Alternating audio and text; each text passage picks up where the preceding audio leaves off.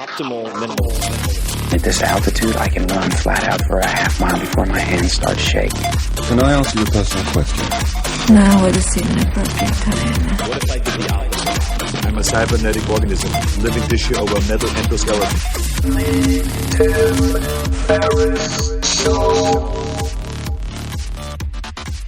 This episode is brought to you by AG1, the daily foundational nutritional supplement that supports whole body health. I do get asked a lot what I would take if I could only take one supplement. And the true answer is invariably AG1. It simply covers a ton of bases. I usually drink it in the mornings and frequently take their travel packs with me on the road. So what is AG1? AG1 is a science-driven formulation of vitamins, probiotics, and whole food sourced nutrients. In a single scoop, AG1 gives you support for the brain, gut, and immune system. So take ownership of your health and try AG1 today. You will get a free 1-year supply of vitamin D and 5 free AG1 travel packs with your first subscription purchase. So learn more, check it out. Go to drinkag1.com/Tim. That's drinkag1, the number 1, drinkag1.com/Tim. Last time, drinkag1.com/Tim. Check it out. Hello, ladies and germs. This is Tim Ferriss, and welcome to another episode of The Tim Ferriss Show, where it is my job to deconstruct world-class performers, whether they are from chess, sports, military, entertainment, or otherwise. I tease out the routines, the habits, the favorite books, etc. that you can use. At least that's the goal. And this episode was a massive success because the guest, Seth Godin, 10x'd my expectations. And I already expected him to be incredible, which of course he was. Seth Godin is probably the best known marketing mind in the world, the author of 17 best-selling books that have been translated into more than 35 languages. He writes about the way ideas spread, marketing, of course, strategic quitting, leadership, and most of all, challenging the status quo in all areas. And he does this personally in his own life in many different ways. His books include Linchpin, Tribes, The Dip, Purple Cow, Your Turn, and many others. He's also founded several companies, including Yoyodyne and Squidoo. His blog, which is easy to find, just type Seth into Google, is one of the most popular in the world. He's been inducted into the Direct Marketing Hall of Fame. He's done all sorts of amazing things. And generally speaking, Seth doesn't get into his personal life, his personal habits. This interview is an exception. He tells a lot of stories he's never told before. We get into a lot of details that he has never disclosed or shared before. And we cover a ton, and we had a blast. His favorite list of audiobooks that he listens to repeatedly, some of them once per month, his morning routine, breakfast, dietary habits, how he processes email, meditative practices, why he's fixated on, among other things, coffee and vodka, despite the fact that he consumes neither of them, how to go from wantrepreneur to entrepreneur, and it goes on and on. We really had a great time. I hope that you also have a great time listening to it. So without further ado, please enjoy my conversation with none other than Seth Godin. Seth, welcome to the show. Tim, it's a pleasure. What a thrill to talk to you. I have, over the years, just become more and more fascinated by your entire life, and I really admire not only the work you've put out, but the entire life you've crafted for yourself. And since day one, I think my fans have been asking me to not will I, but when will you have Seth on the podcast? So it's really fun to set aside the time, and I really appreciate it. And we've also ended up having quite a few mutual friends, and I thought perhaps a fun place to start would be with something I only learned recently. And I guess the best way to approach this would be to just ask you to talk about maybe how do you prepare coffee or vodka? Okay. The coffee thing, we'll start there. I don't drink coffee. I wish I did. I need a vice, but I like making it. I like the act of trying, without being one of those people who's like measuring everything, because that's not my shtick, to have an intuitive sense of what makes a good pull of espresso. And I used to have a fancy Slayer machine, which is this super digital hunk of a device that did not belong in anyone's kitchen, particularly mine. So when it started acting up, I was able to sell it for a fair price and switched in the completely opposite direction to a Swiss-made 17-year-old totally manual machine. Like you got to pull a handle. And I roast my own beans, which is key. Marco Arment taught me that. Roasting your own beans is more important than any other thing you can do if you want to make coffee. And I think there's a metaphor there. I know there's a metaphor there, which is you can spend a lot of time trying to fix stuff later, but starting with the right raw materials makes a huge difference. Garbage in, garbage out. There you go. And Marco, just for context for folks, that's Marco, and I don't know why I'm having this mental blank right now. Of course, Tumblr and now Overcast, which is a great podcast player that I use myself. Really fascinating guy in his own right. Why don't you drink coffee? It hurts my stomach. And some people, here's the thing. Some people are gluten intolerant. I'm just intolerant. And intolerant of, we're talking about food products. Food, not humans. I'm really good with humans. And if you have to pick one, it's better to be tolerant of humans. And the vodka, can we dig into that for a second? So there's a place near my house called Stone Barns that is actually used to be the Rockefeller Summer House. And it's a nice restaurant. And at the bar, I don't drink either, but I'm told that at the bar they serve honey oatmeal vodka. And I reverse engineered the recipe and have, it's not a still, but I make it in my basement. The recipe, for those who are interested, is you take a bottle of vodka. You don't want the super cheap stuff, but you don't want the expensive stuff because that's a little bit of a ripoff. And you pour it over like a pound of just plain old oatmeal, uncooked, and half a jar of honey. And you let it sit in the fridge for 2 weeks, stirring it now and then. And then you strain it out back into the original bottle and you're done. The feedback, not feedback, it sounds so odd. It's like an employee interview or something. But when I was chatting with a couple of mutual friends, they said what impresses me most, or one of the things that impresses me most about Seth, is how well thought out and meticulous all of these various activities are. Is that something that started very, very early? Have you had that attention to detail for as long as you can remember, or did some experience or a collection of people instill that in you? Well, I think it's really important that we get the scale properly here. Mm-hmm.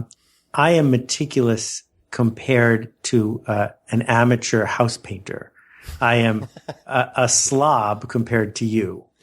That's not true. There's nothing about any of these tasks that could be described as meticulous. For example, the amount of oatmeal and honey varies wildly every single time. There's, the coffee, probably a coffee snob would, just turn up his nose at what I'm trying to do. I don't enjoy being meticulous. I enjoy, sort of running roughshod over the status quo, learning what I can learn as I go, but no one has ever accused me of being. All right. So putting that sort of derisive term aside, I think maybe the word that it would be more appropriate in my mind is thoughtful. Yes, I'm very thoughtful. That's what I do because I'm not good at sports. And, well, I just have to, because these are things I just only recently learned. So I heard from a chef friend of ours that you have the most impressive cookbook collection he has ever seen. How and why? Well, okay. So before Amazon, I was a book packager, and what book packagers do for a living is come up with ideas for books and then make them. And I made 120 books in 10 years, a book a month. I made bestsellers. I made books that sold no copies. I made books on gardening, and I did trivia projects. I made books all over the map. And the way you do that is you work with an expert. So my second book was Professor Herb Barnes on the Spot and Stain Removal Guide. And Herb was the world's expert on spot and stain removal. And the deal was I got his notebook. He got half the money. I did all the work. But sometimes you don't have an expert with you. So what you do is you go to the bookstore and buy every book on the topic. And that's how my book collection grew to many thousands of books, because a book is a bargain, still a screaming bargain. You pay $15-20 and you have something that might change your life. You have something that reminds you 20 years later, sitting on the shelf where you were when you read it. I love buying books. And so the cookbook thing started with my mom's copy of The Joy of Cooking. And every time I saw a cookbook that seemed like I would get 3 good insights out of it, I bought it because it was a screaming bargain.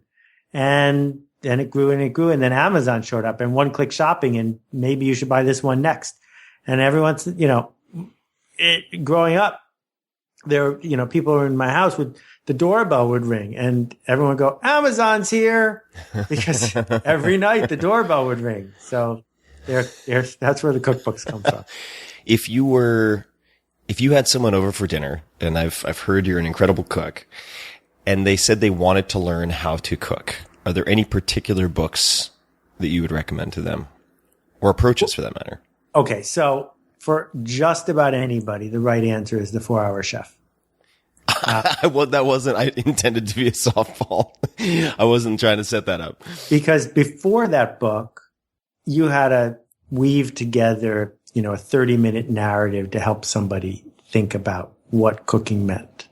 My wife got me a Chris Schlesinger cooking class, and it was the only cooking class I'd ever taken. And in 20 minutes, I learned more about cooking than I think I've learned before or since. Wow.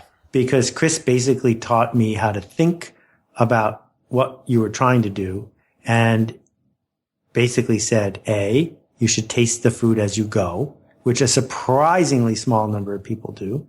And B, he said, salt and olive oil actually are cheating and they're secret weapons and they always work. You can even add them to ice cream. They just always work. So for me, part of the thoughtfulness is I don't use a lot of salt and I don't use a lot of oil because I know I could, but it's cheating. And I like to think about cooking again as a metaphor for most of what you have been teaching, the real lesson that you have been teaching, not the detail stuff, which is that it costs very little to find out. Mm-hmm. Yeah, exactly. Lots of people are afraid to find out. And that's why they're bad at cooking. And the thing I love about cooking, because my projects like yours sometimes last for years, is that cooking lasts for an hour. And at the end, you have success or failure. And that cycle of, I have an idea at 4 and we're sitting down at 6 is one that I like very much. And I'll tell you a story that I don't think I've ever told out loud. I used to go shopping every single night because I cooked for the family for many, many years, every single night, still mostly do. And I would stop at the Korean deli near my house. And it was a fish store, it was a flower shop, and it was a nice fresh vegetable place. And the man who owned it was a friend of mine. I used to bring him my books when they were translated into Korean, which was fun. And every single night I would go to get the freshest stuff. Anyway, a giant evil drugstore chain bought the place and tore it down and put up an evil drugstore. And so I didn't know how to commemorate this loss. I ended up going online to one of those places that sell those brass architectural plaques. Mm-hmm. And I had a brass architectural plaque made honoring the place. And I affixed it to the side of the drugstore where it has been for the last 5 years unmolested. It's amazing. The tangible aspect of cooking, I mean, this is something I completely agree with you on compared to, say, some of the more abstract or longer term projects. When you have something to show for your effort at the end that is very tangible and tactile, is that part of the reason that you are as interested in audio equipment as you are, or appear to be? I've never been to your house, but so I hear that you have the most incredible sound system many people have ever seen.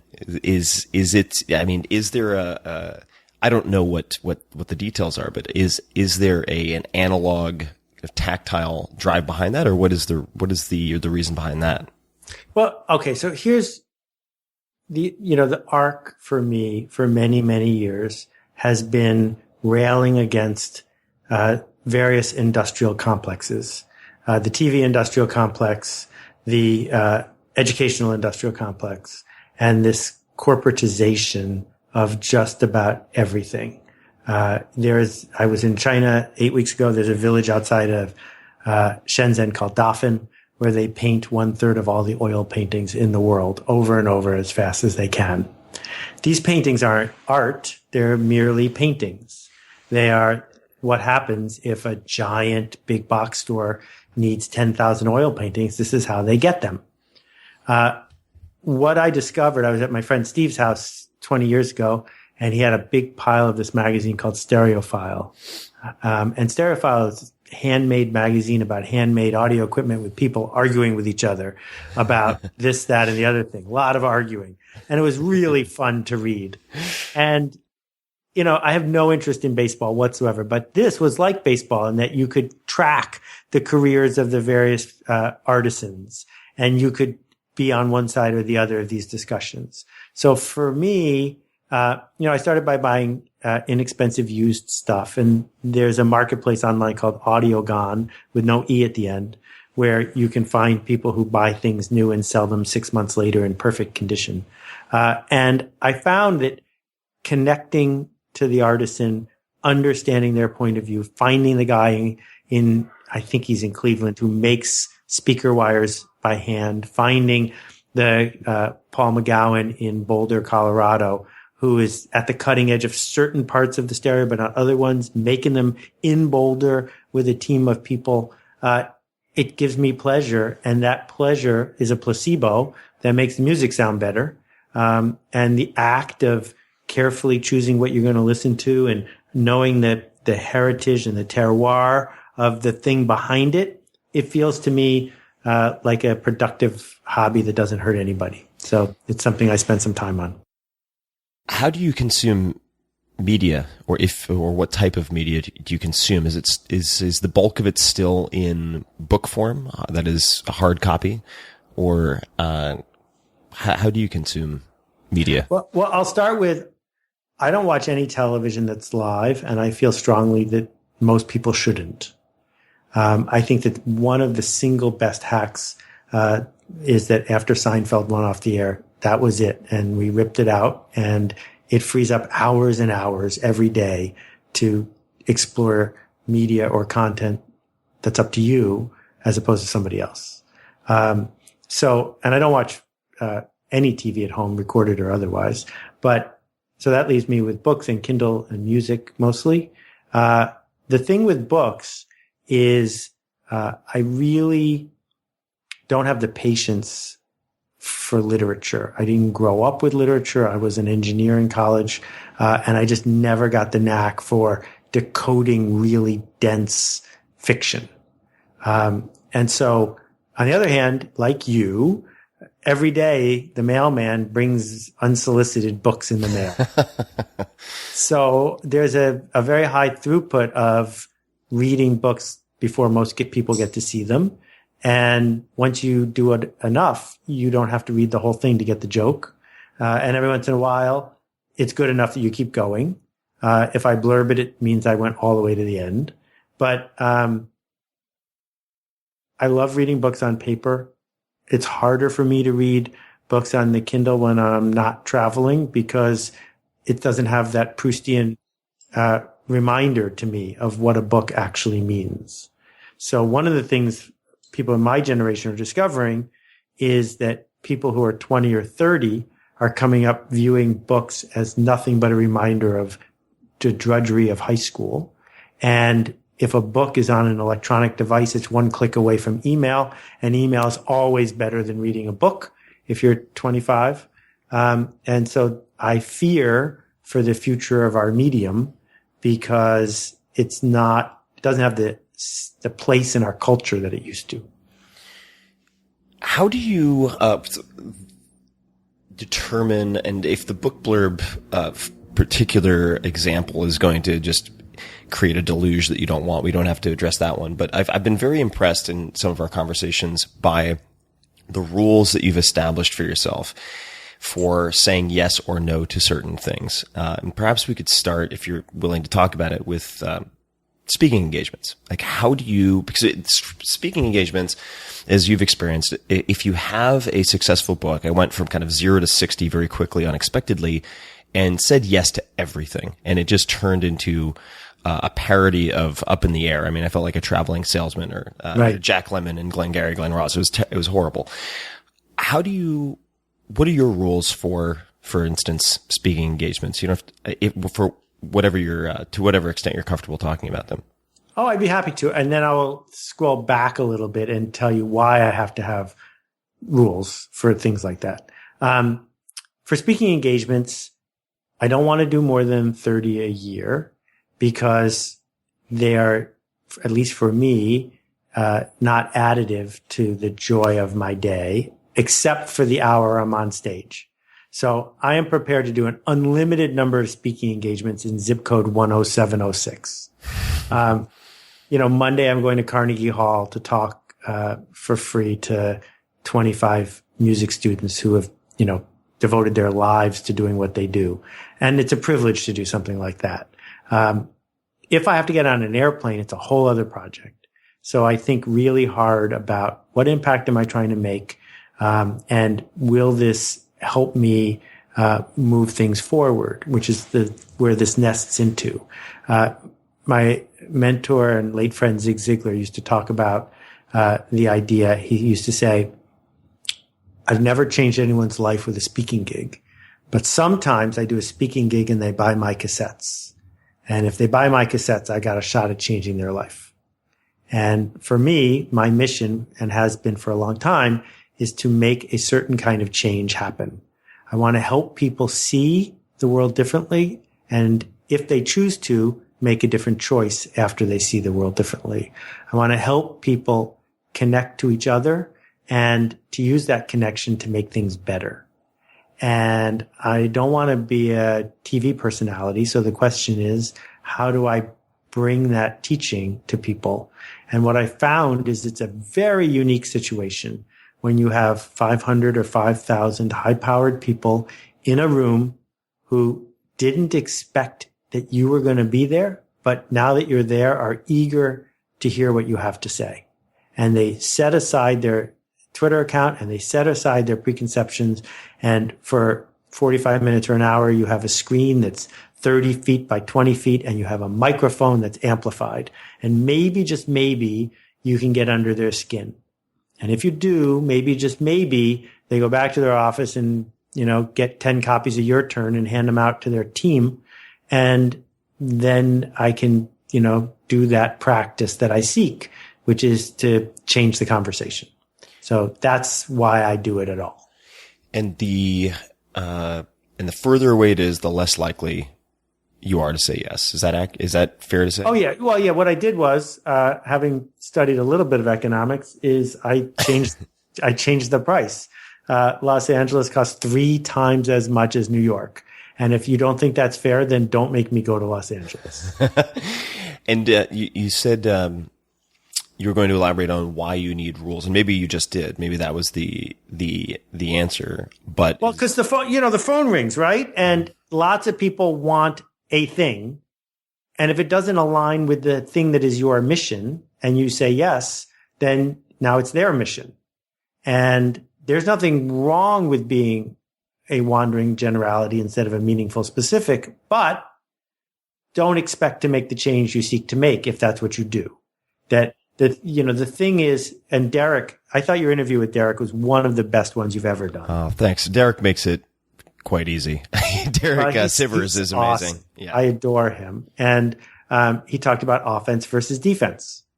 And if you think hard about one's life, most people spend most of their time on defense, in reactive mode, definitely, in playing with the cards they got instead of moving to a different table with different cards. Instead of seeking to change other people, they are willing to be changed. And part of the arc of what I'm trying to teach is everyone who can hear this has more power than they think they do. And the question is, what are you going to do with that power? Because it comes with responsibility right out of Spider-Man. But that responsibility is you're going to make change happen or you're going to ignore it. And if you make change happen, that's on you. Yeah, no, I was just pausing as I was thinking of how well anyone who is listening to this podcast, relative to the vast majority of people on the planet, how well they are doing. And for whatever reason, I was just bridging the gap between our little text exchange before the call, where I asked you if you were ready, and you said born ready. Not actually. I was born naked and afraid and unable to read, unable to type. And it's like, if you look at that progression, making it from there to where we are collectively, everyone listening to this podcast or being on it, it's pretty astonishing. Can I just interrupt you for a second? Yes, sir. I think that's part of the secret plan of Tim Ferriss, which is that when you came out of the gate, it was, or felt like, here are some techniques and some shortcuts. And it was seen as an early version of the life hacking thing. Mm-hmm. But I don't think that's what you're really doing. I think what you are really doing is saying to people, all right, now that you are so much more fit in every area, mentally, physically, emotionally, spiritually, what are you going to do with it? Mm-hmm. And when you think about the Seneca stuff and the podcast, that's where you've been going for a long time. And I, for one, just wanted to call you out and applaud you on it, because it's not the easy path. It's the path that's important. And you have been consistent and shown up and done the work.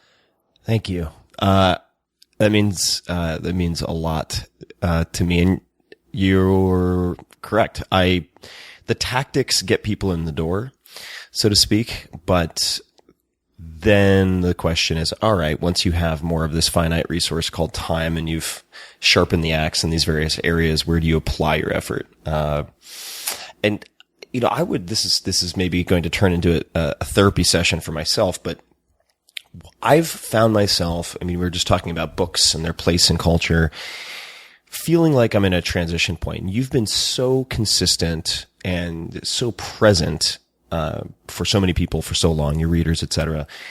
How do you navigate big transitions in your own life? And that's a very general question. But for instance, I find the reason the podcast started is because I was burned out on books. It was after The 4-Hour Chef, 670 some odd pages. I just felt so battle weary and run down by publishing that I wanted to take a break. And the podcast was a side project that then became its own entire thing altogether. But when you find yourself wondering maybe what to do next, how do you navigate some of those larger transitions? And if you have any examples that come to mind. All right. Well, the good news is you did exactly the right thing, and I applaud it. It's not easy to do that, because it means going from a place where by outside measures you are about to succeed again to a place where by outside measures you might not. And hence the motto, this might not work. And so on a good day, my story to myself is, this might not work. That's my job, to do something that might not work. And the number of projects I've done, big and small, exceeds most people's. And the number of failures I have dramatically exceeds most people's. And I'm super proud of that. More proud of the failures than the successes, because it's about this mantra of, is this generous? Is this going to connect? Is this going to change people for the better? Is it worth trying? If it meets those criteria and I can cajole myself into doing it, then I ought to, right? And the transitions aren't easy. I regularly spend months telling people that I'm unemployed and in between projects. And I regularly publicly quit the book business, which I did maybe for the last time 2 years ago, more than 2 years ago. Your Turn came out a year ago, November. So what is that, 15 months ago? And I haven't written one word of a book since then. What was the word? I'm sorry. No, I haven't written. I thought you said I've written one word of a book. Sorry. I misheard you. And the reason is the people who I seek to serve don't want me to write another book. They want me to do something else instead. And people come up to me, as they might come up to you, and say, you should be really proud of me. I finished your book. No one goes up to Steven Spielberg and says, you should be pretty proud of me. I finished all of E.T. I made it to the end of E.T. Right. And so, with Your Turn, I designed it. I illustrated it myself. I made it so that people would happily share it with each other. Because when you share a book, sometimes you feel a little guilty because someone might feel guilty for not finishing all 600 pages. But when you share maybe a podcast or a blog post or an illustrated book, it makes you feel closer to that person in the sense that you're both going to enjoy this journey. And just to peek behind the curtain a little bit with some of your decisions, how did you decide, or what is the thinking behind daily blog versus, say, a longer blog post once a week or at some other frequency? So the daily blog evolved, and it's one of the top 5 career decisions I've ever made in terms of having a practice that resonates with the people who I need to resonate with, that I can do forever and have been doing for more than 8 years now, and that leaves a trail behind. I don't need anyone's permission. I don't need to go out and promote it. I don't use any analytics. I don't have comments. It's just, this is what I noticed today, and I thought I'd share it with you. And for a while, it was an intermittent blog, and then it was a 5 times a day blog. And that, I do write 5 posts a day. I just don't publish 5 posts a day. But it became clear that I could get the appropriate amount of mind space in that period of time. Now, I'll tell you, I've gotten this note maybe 8 times in the last couple of years. It's enraging. And the note says, I wish you wouldn't post every day. I can't read that fast. Please post fewer. And the thing is, it's just so selfish because all you got to do is just skip some of them. But these people don't want other people to be reading the post if they can't read it. Right. Oh, man. And when you say you wrote or you write 5 posts a day, you just don't publish 5, is that because you are writing them in advance to publish all of them later, or you write 5 and discard 4 and keep the best one, or something else? There is no ritual. I just notice things. I write them down. I look at them. I look at the post before it is next in the queue. I say, could I do better than that? I try a different one. So it just averages out. I mean, it's not like there's this method. I have no method. Do you draft by hand in Word in a particular program? I type right into TypePad. Right into TypePad. When I'm in. So I learned this from Chip Conley. Have you had Chip on the show? I haven't, but I love Chip. He's a great guy. Great guy. So Chip and I went to business school together, and he was the 3rd youngest person in the class, and I was the 2nd youngest person in the class. So he got 5 of us together, and every Tuesday night we met in the anthropology department for 4 hours, and we brainstormed more than 5,000 business ideas over the course of the first year of business school. It was magnificent. It wasn't official. It wasn't sanctioned. It was just Chip said, let's do this. And we did. And he picked the anthropology department because he knew someone there and could get the conference room. And he said, this is the only place we will ever do this. And the reason is when you walk into this room, you will associate this room with what we do here. That's all. And I feel the same way about my blog. If I am in the TypePad editor, I know exactly what my brain needs to feel like, and then the writing happens. Do you, what does your writing warm-up look like, and when do you typically write? One of my fans said that you'd, at some point, this could be a misquote, but said that you had an elaborate or extreme sort of mental warm-up for writing. But what is your, do you write in the mornings, or what time do you typically write? Okay, so now I need to tell you about Stephen King's pencil. Yes, please. Because I feel very strongly about this. Stephen King often goes to writers' conferences, and there'll be this question and that question and the next question. And inevitably someone raises their hand and says, Stephen King, you're one of the most successful, revered writers of your generation. What kind of pencil do you use?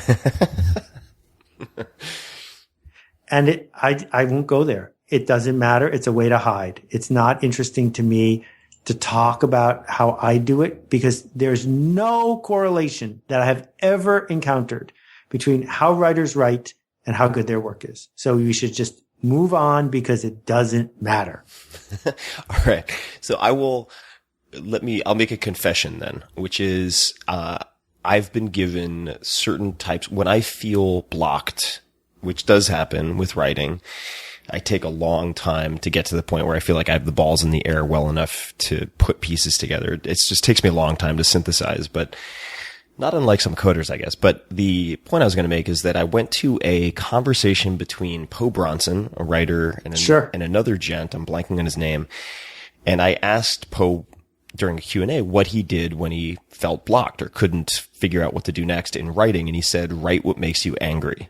Write about what makes you angry. And I found that very helpful. It was a very helpful way to at least get the hand or the brain moving to break the ice. I totally agree. That's not the question, right? Okay. If you said to Poe Bronson, how do you write these books that are remarkable and thoughtful and generous? I don't think his answer is every morning I get as angry as I can and then I type. Agreed. Right? Agreed. So you and I could list 25 tricks that help us get past the resistance and start the flow of writing. But that's different than saying, I need to do it like those other people do it. No, agreed. I guess, in the buffet of things that have been helpful along those lines, if for whatever reason didn't get a good night's sleep, feeling off, you sit down to write. Right. This is easy. All right. The answer to this question is write. Write poorly. Continue writing poorly. Write poorly until it's not bad anymore. And then you'll have something you can use. That people who have trouble coming up with good ideas, if they're telling you the truth, will tell you they don't have very many bad ideas. But people who have plenty of good ideas, if they're telling you the truth, will say they have even more bad ideas. So the goal isn't to get good ideas. The goal is to get bad ideas. Because once you get enough bad ideas, then some good ones have to show up. Yeah, I remember this brings to mind I have a photo of it somewhere, but all of the brainstorm titles for the 4-Hour Workweek that were not the 4-Hour Workweek. I mean, for those people who think the 4-Hour Workweek sounds like a bad infomercial product, I mean, you should have seen some of the outcasts on this page. They were horrible. I mean, I can't even, it's atrocious just to even look back at some of them, but the blog and the daily blog, you said it was one of your top 5 business decisions. What are some of the other top business decisions that you've made? Okay, so we'll go way back. And I would say the first one, which is useful to everybody, is sell something that people want to buy. My friend Lynn is a brilliant thinker and designer. And for years, she was in the business of designing toys and soft goods for moms with toddlers. And every toy company in America was mean to her, rejected her, had nothing to do with her. And I said, Lynn, it's simple. Toy companies don't like toy designers. They're not organized to do business with toy designers. They're not hoping toy designers will come to them. I said, come with me into the book business, because every day there are underpaid, really smart people in the book business who wake up waiting for the next great idea to come across their desk. They are eager to buy what you have to sell. And within 2 months, she did the decks of cards, the 52 decks, and sold more than 5 million decks of cards. Wow. And that's because they appreciated her.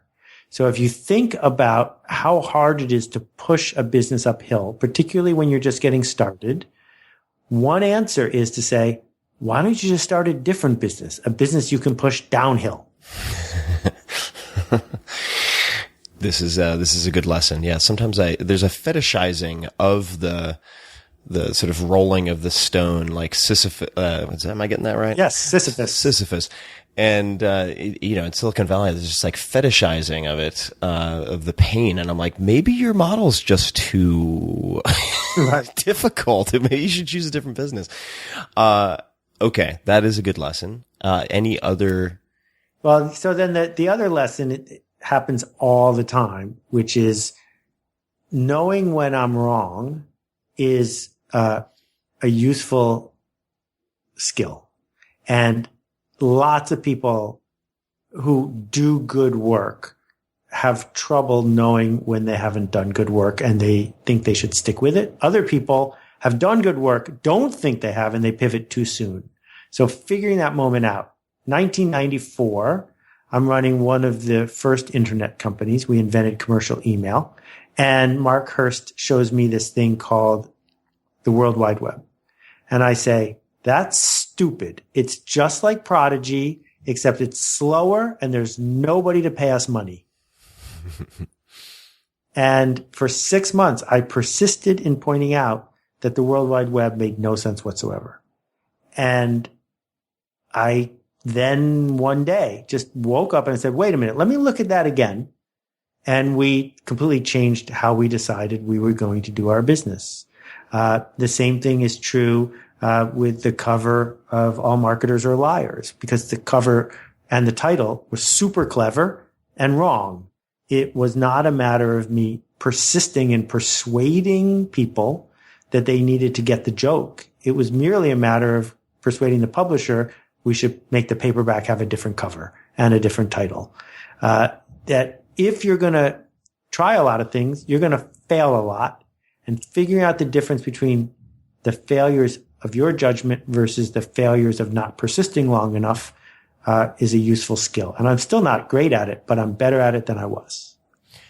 You've interacted with many more entrepreneurs than I have, I would say, at this point. One of the questions that I get constantly that you might have a better answer for, because I don't have a great answer for it right now, is when do I know, how do I discern between an idea that I should keep persisting with despite many, many, many, many rejections versus a bad idea that I should abandon that is getting the same type of rejection, but that I'm equally enthusiastic about? And that's a very wordy way to put it, but I get some version of that question all the time. How would you answer that?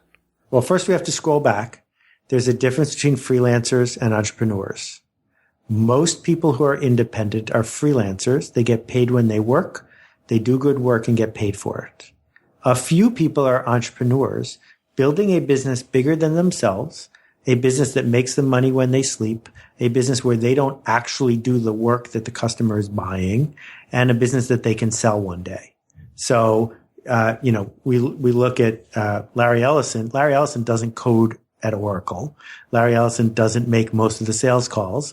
What does Larry Ellison do actually? His job is to think about something that needs to be done and hire someone else to do it over and over again, building something bigger than himself. So the first thing I would say to the person who's confused is, well, are you an entrepreneur or a freelancer? If you're an entrepreneur, then you have signed up for a series of choices and challenges. And again, start with selling something people want to buy. There's no reason to try to invent a need when there are so many needs and wants that are unfilled, right? So people didn't wake up 10 years ago and say, I need an Uber. But they did wake up 10 years ago and say, I need an easy, inexpensive way to get from A to B. Correct. Once you could go to someone and say, I have that, people would say, I want that. But if you're just saying, I'm really clever, I know what you should want, and when you tell people what it is, they don't want it, you're either talking to the wrong people or you made the wrong thing. So the blog post I point people to the most is called First 10. And it is a simple theory of marketing that says, tell 10 people, show 10 people, share it with 10 people who already trust you and already like you. If they don't tell anybody else, it's not that good and you should start over. And if they do tell other people, you're on your way. And for those people who hear your description of entrepreneur and they say, that's what I want. That is what I want. I want to be an entrepreneur. They currently have 9-to-5 job or maybe more. Maybe it's an 80 to 100 hour a week management consultant job. Who knows? this is also a fan question, and they desperately want to go from wantrepreneur to entrepreneur. The specific question was, if I had a sticky note to put on my computer to help me make that jump, what would it say? Do you have any thoughts? And you can rephrase the question if you'd like, or rip it to shreds. Well, let's pick two different kinds of entrepreneurs. One kind of entrepreneur, you say,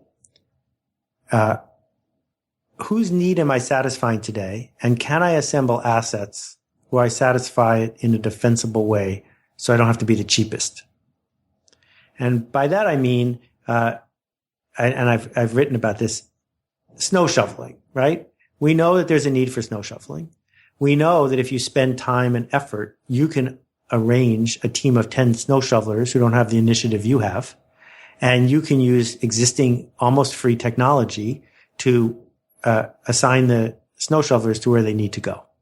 And you're not going to win because you're the cheapest snow shoveling company. You're going to win because you can get to customers faster and better and more efficiently. That's a very straightforward form of entrepreneurship. It is available to everyone without an enormous amount of talent or artistic creativity required. Because you just make a list of the 1,000 things around you that people need and want. You make a list of the kinds of assets and connections you can build, and you go do it. And you do it, and you do it, and you do it until you're big enough. The other kind, to quote Michael Schrage here, is to say, the purpose of my business is to change people, to change them from something into something else. And this is the kind of business that we remember generations later. So Harley Davidson, my favorite example, changed disrespected, disconnected outsiders into respected family members, insiders. That's what you get when you pay $12,000 for a motorcycle. Because if all you want is transport, buy a Suzuki. And the way to think about it is no one gets a Suzuki tattoo.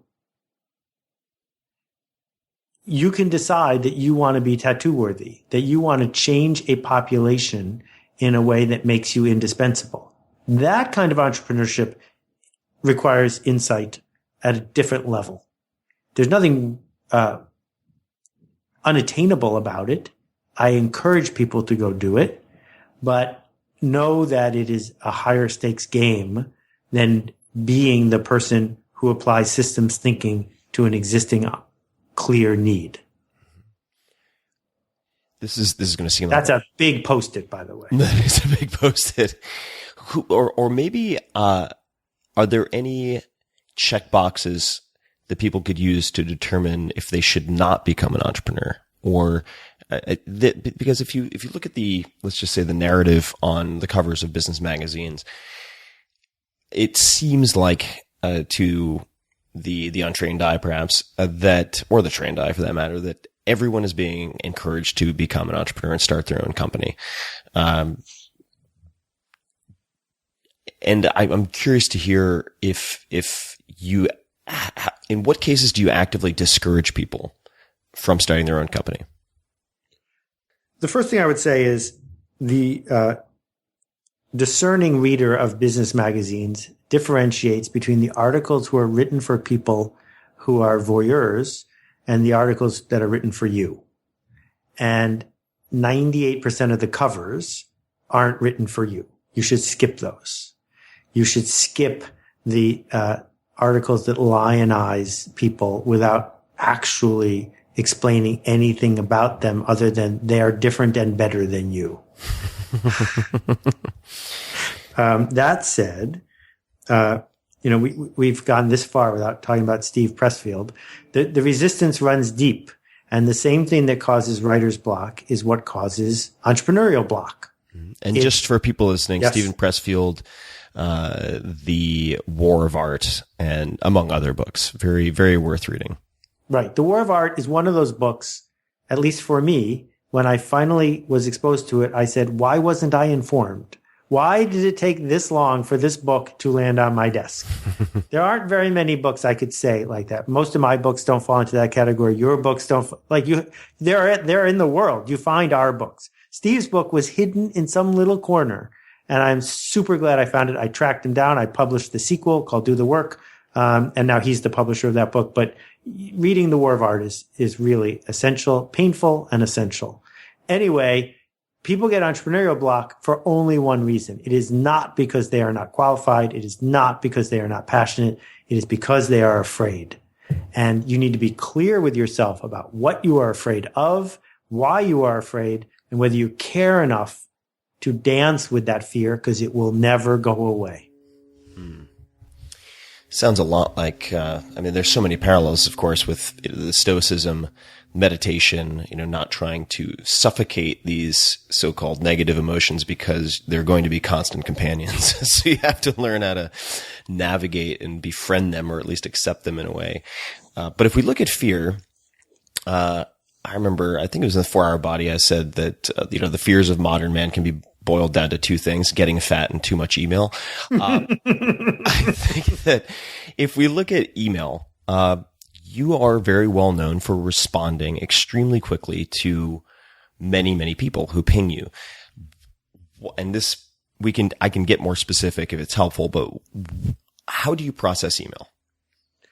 All right. Let's also point out, for those of you who are considering sending me an email, that according to the Surgeon General, 1 out of every 300 people who send me an email spontaneously burst into flame.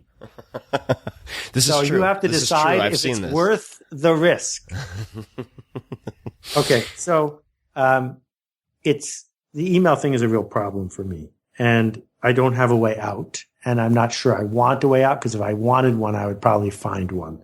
I decided a very long time ago, as the author of, Permission Marketing, a book about anticipated personal and relevant messages to people who want to get them, that this medium was going to be a place I was going to spend a lot of time in. And if someone cared enough to send me a generous, non-anonymous email, I could certainly try to spend the time to write back. And it worked for a really long time. And for someone with ADD like mine, it's a thrill, because every time you look over on your computer, there's something that looks like productive work just waiting to be done.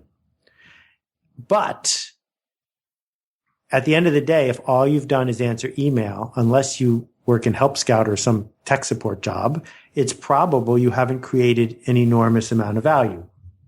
And I need to work ever harder at disciplining myself to not live in my email box, because I'm really good at it. It makes people happy, but it's not part of the change I'm trying to make. I don't want to say to people, oh, you were the last one. The person after you doesn't get a response. I don't want to hire someone to answer my email, because every word I have ever written has been written by me. And so I soldier on. But I say to people like you who have a platform, please ask people to do the world a favor and write to Tim instead of me. Well, I've been, I've thrown myself to the wolves in a way, with email, just because I tend not to respond to many, but it's in a world where many folks, and I'd be curious to hear how you handle this particular instance, make unsolicited introductions. So people who should probably know better, and maybe you've only met them 3 or 4 times, but somehow they have your email address, email you and say, hi, Seth, I'd love for you to meet Doug so-and-so, CEO of such and such, who's blah, blah, blah, blah, blah, blah, and he wanted to connect because of this, this, and this. I'm sure you guys will get along. Do you have a coping mechanism for that if you experience it? Well, okay, so this is a problem you have created largely for yourself. Like most of my problems, I'm sure. Because I don't invest in any companies. I don't take pitches for my blog, and I don't go to meetings. Mm-hmm. So it's easy for me to generously write back to someone and say, I don't invest, I don't take pitches, and I don't go to meetings. How can I help you? Mm-hmm. Because most of the time they want one of those 3 things. And so if they're being honest, we're now done. And if you get, do you then therefore something like, Rick Rubin is very similar in this way, the music producer, do you have people always come to you if you want to meet them, or deemed worth your time, or are there exceptions? And if so, how do you decide what makes the cut? So going to LA to have lunch with Rick is on my list. I haven't even begun to schedule it because the thought of flying somewhere not to do my speaking work is really anathema. But one day, hi, Rick, I'm going to come have lunch with you. One of the things that happens if you live 40 minutes from the world's greatest city is that people in New York don't want to make the last 40 minutes. So I end up, if I'm meeting someone, but I don't go to meetings, I usually end up in New York City. Got it. What other things do you categorically, and I'm not quite done with the email, we're going to maybe come back to that, but what other activities do you categorically say no to? And cilantro. I hate cilantro. Tastes like soap to you? This is well known. The Gastropod podcast did an entire episode about me and my cilantro aversion. All right, so no cilantro. So there are a couple of cuisines that would be very challenging to navigate. It's true. I mean, Vietnamese noodles, very tough. But the part of the reason I ask is that you have had just tremendous longevity as a writer and as a thinker, as a speaker. There are many people who have one or two successful books, get inundated with various opportunities, good, Yep. bad, in between, say yes, become very scattered, flame out, become irrelevant somehow, and the wider world never hears from them or sees their gifts again. And I think in part it's because, as I did with speaking engagements early on, I was so flattered that anyone would pay me anything to speak, and just amazed at these sums that seemed just insane at the time, that I said yes to everything, and it made my life quite miserable. And people do that with many, many different things, right? The investing, which is why I'm not taking any investing meetings or investing in any startups anymore at this point. I just realized I had to say no to all of it. I couldn't say yes to just the top 1% because that still meant that I had to filter the other 99%. Bingo. Yes, exactly right. This is about cognitive load, and it's about the dip, and it's about seeking to be a craftsperson. So the reason I don't use Twitter is I saw Twitter early, which is unusual for me. And I said, wow, I could do this and have a lot of followers. And then I said, well, what would that mean? A, it would mean less time spent writing my blog. B, it would mean exposing myself to anonymous comments from people who want me to pay attention to them. Will either of those two things make me better at the things I want to be good at? No. Will it be a thrill in the sense that there'll be a little fearful edge to it every time I interact? Yes. But I have conservation of fear, and I have to be really careful, because if I'm busy sorting through more stuff, the cognitive load goes up, and I can't do what Neil Gaiman does. Like, Neil famously has said that the way he writes a book is he makes himself extremely bored. And if he's bored enough, a book's going to come out, because he needs to entertain himself. Well, the problem with most people don't understand about social media wasn't invented to make you better. It was invented to make the companies money.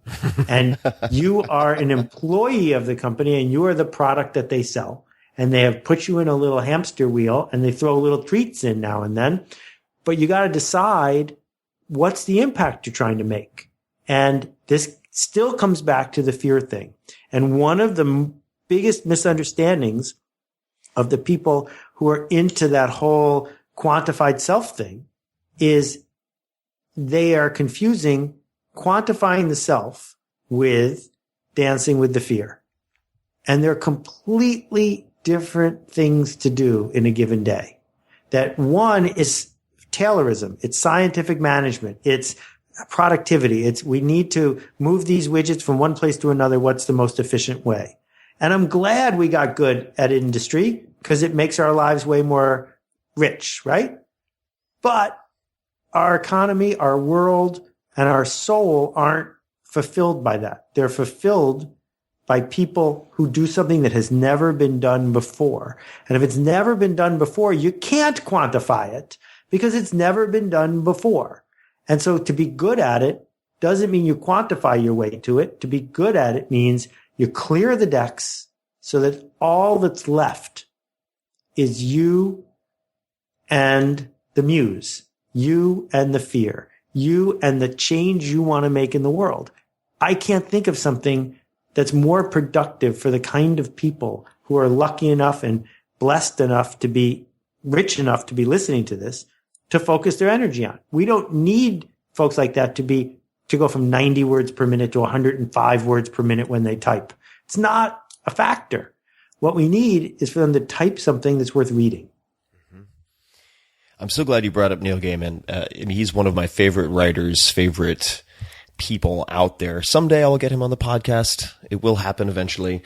But I guess it's Make Good Art. Is that his commencement speech? Yes. Just such an incredible message. I needed that at a particular point. It just happened to come across the transom. I encourage everybody to listen to it. Do you think if you were coming off of, let's just say, your first bestseller and you're thrust into the limelight, would you choose again to do the blog and to do it the way you're doing it, or do you think you would choose different tools? Well, the first thing I would say is everyone should blog, even if it's not under their own name, every single day. If you are in public making predictions and noticing things, your life gets better because you will find a discipline that can't help but benefit you. If you want to do it in a diary, that's fine. But the problem with diaries is because they're private, you can start hiding. In public, in this blog, there it is. 6 weeks ago, you said this. 12 weeks ago, you said that. Are you able every day to say one thing that's new that you're willing to stand behind? I think that's just a huge, wonderful practice. But that wasn't your question. Your question was trust and attention, because those are the two things that are scarce in an economy where things that used to be scarce, not so much anymore. And attention is, as you have built your arc around, is scarce because we're not making any more of it. And there are ever more tools to interrupt ever more people, but interrupting people well is not easy and it doesn't really scale. So first thing we have to do is earn attention. And if we earn attention over time, we gain trust. So if someone says, Tim Ferriss is coming to give a speech tomorrow, the other person doesn't say, tell me exactly what he's going to say, and then I'll decide if I want to come. They say, oh, Tim Ferriss, I trust him, I'll come. That's what we seek to build. So the book industry is magical because the book industry, 500 years of the book industry, is someone at a publisher picked you, said to their readers, I care enough about this idea that I'll spend X number of dollars to bring it to you. The bookstore said, this is before there was an infinite shelf space, there are a lot of books we could sell you, but we picked this one because the publisher is so excited. And then by the time the reader touches it, it's a trustworthy object. Now that's being hacked and hacked and hacked some more. You can buy your way into the New York Times bestseller list for not much money. You can self-publish a book that looks like a real book. Anyone can publish for the Kindle, therefore anyone does. So we're stripping away the trust-building element of the book industry. But if your book did work and people encountered it and now they trust you, then the job is to find a social media platform. There isn't one right answer where you can continue to connect people, continue to tell stories. So you earn more trust, more permission, which gets you more attention, which gets you more trust, which lets you make the change you want to make in the universe. What opportunities were you offered, doesn't have to be specific, that you're glad you turned down? Are there any particular examples that come to mind? And if not, I can move on. But I'm just curious if there are any opportunities that you've turned down. So for me, for instance, one of them would be like every reality TV show invite I've ever had. I'm thrilled, and I was ding, ding, ding. I was extremely tempted early on, but in retrospect, extremely happy I said no to all of that. Yes, this is a great point. TV runs deep in our culture. So they wanted me to be on that super famous one and then that other one. And I never hesitated in saying no, because that's the moments when you decide who you want to be, right? And so I paid extra careful attention to the question and extra careful attention to my answer, and it resonated. I would say the biggest shift, which is for Silicon Valley people, hard to get your arms around because there's a game being played there, and it's just a game I've opted out of, is when I was at Yahoo during the Renaissance in 1999, Bill Gross, who's a super nice guy, came to me and asked me to be head of marketing for the company he was building. It had Steven Spielberg on the board. It was teed up to be, the seventh next IPO, and there were $1 billion in stock options on the table. And I said to myself, well, if I say yes to this, I've decided what I do for the rest of my life, which is say yes to the next one, because I don't need to say yes to this to buy cilantro and vodka. Why would I say yes? It's because I like the game.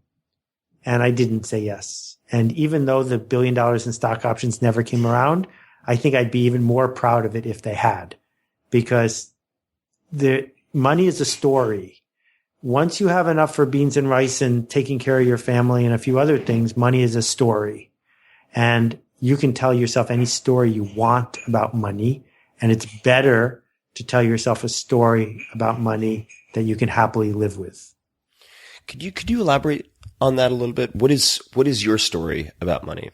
Is it what you just said?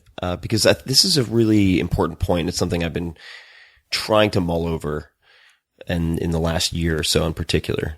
Well, let me start with the marketing story about money, which is take a $10 bill and go to the bus station and walk up to someone and say, I'll sell you this $10 bill for $1. And you should actually do this. No one will buy it from you. And there are a few reasons for this. The first reason is no one goes to the bus station hoping to do a financial transaction.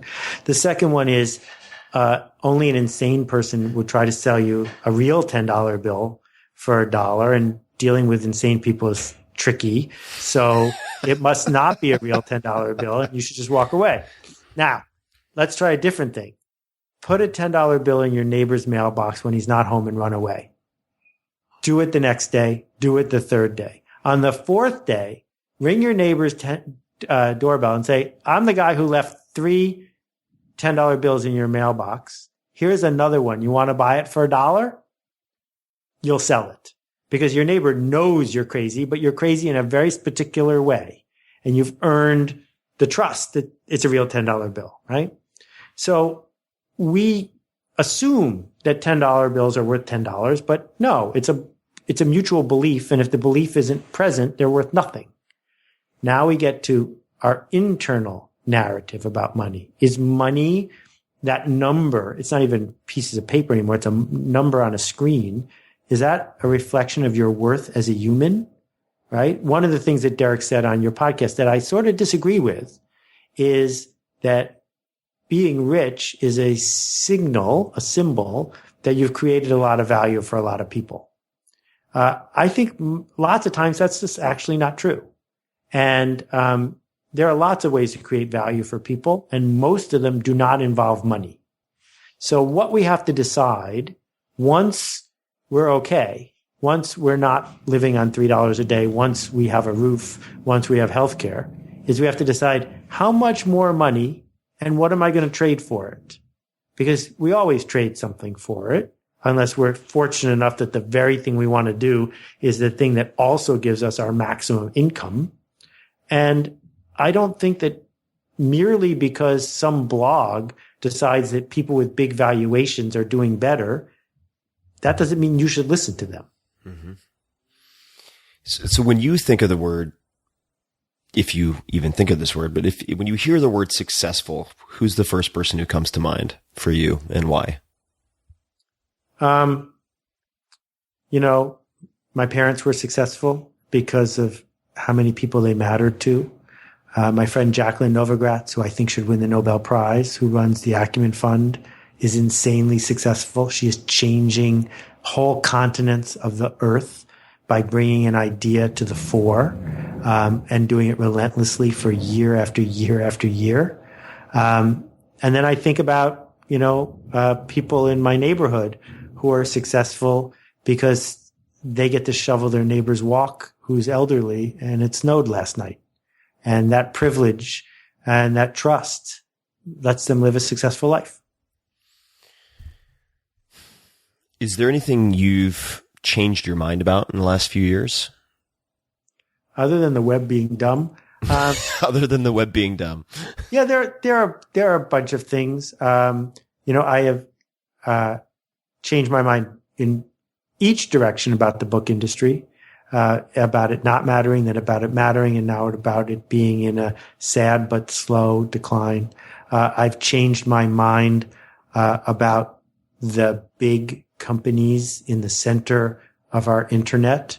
I think that they changed around the same time I changed my mind, maybe before that.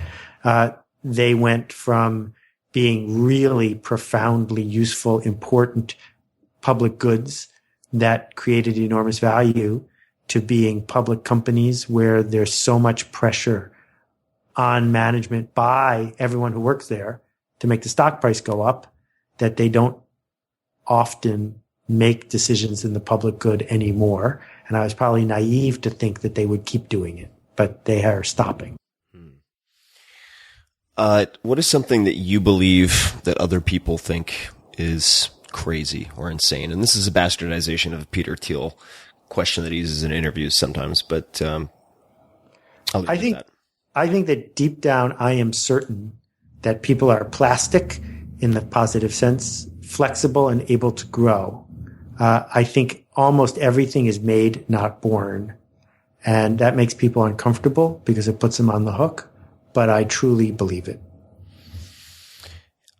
What is the book or the books that you've given most as a gift or as gifts?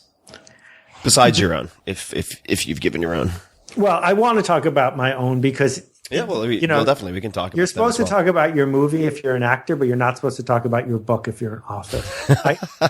I wrote Your Turn so I could give it away, and so I spoke at a high school 2 weeks ago. I gave every student a copy a month before I got there, and there are very few books that are written to be given away, in the sense that most books are purchased by the person intent on reading them. And you write a book differently if you think it's going to be given away. But I have also given away many copies of Cory Doctorow's books. If you're into 3D printing and stuff, Makers. If you're into security and privacy, Little Brother. I've given away tons of copies of the right kind of science fiction. Let me distinguish between a couple kinds. The movies have ruined science fiction because they have created this sort of violent, dystopian, we all ought to become survivalists, zombie-fueled science fiction that isn't what science fiction was for. The other kind of science fiction is the science fiction that fundamentally rewires your brain. And this is one reason why live tweeting a speech makes no sense, and why taking tons of notes on certain kind of books make no sense. Because as Scott McCloud pointed out in his brilliant book, Understanding Comics, which I have given away many, many copies of, all the action in comics happens in between the panels. That's why comics are an art form. Because in panel A, something happened, in panel B, something happened, but it's what happened between A and B that changed your mind about anything, the actions in your head. Well, the same thing is true in a great science fiction book. If you read Snow Crash before, Such a good book. Such a good book. It's such a good book, but you can't give it to someone now. I've tried. It doesn't work. You have to read it before you've been on the internet. Right. Yeah. Then it changes your mind, right? Or if you read Diamond Age before you've thought about molecular anything or 3D printing, then it changes your mind. He wrote that book before the iPad, before the Kindle. It's just that shift is now I tell you the shift, and now the book doesn't work the way it would have if I hadn't told you the shift, because it's when it shifts in your head.